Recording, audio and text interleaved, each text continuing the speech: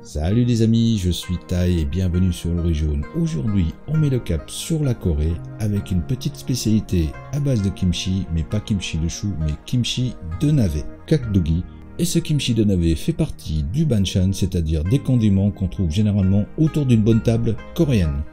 Mais avant de commencer, on va voir ce qu'il nous faut comme ingrédients.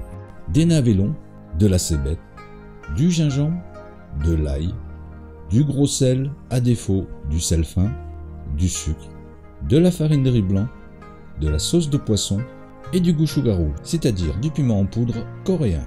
Et pour les quantités, reportez-vous à la description. Nous, on y va tout de suite pour la petite préparation.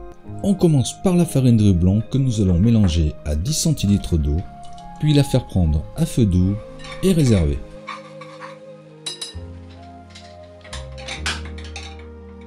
Coupez les navets en rondelles d'1 cm à peu près d'épaisseur. Ensuite, en cubes d'1 cm aussi.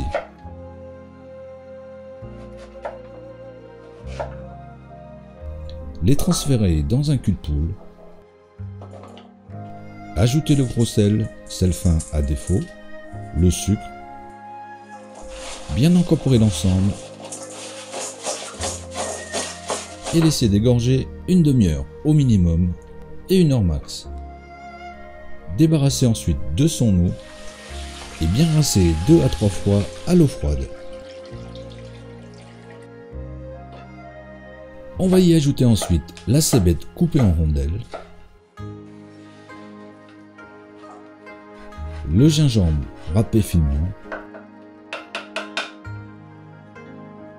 l'ail haché,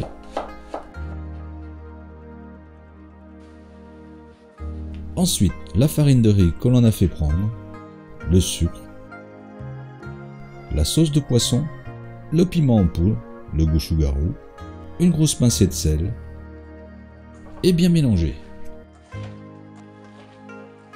Ensuite, on transfère tout ce petit beau monde dans un bocal qu'on aura au préalable stérilisé. Enfin, il faut que ce soit bien propre. Bien tasser ensuite pour extraire le maximum d'air possible. On ferme et laisser fermenter au minimum 24 heures. On pourra ensuite les déguster avec du riz, accompagner les soupes ou encore avec des nouilles.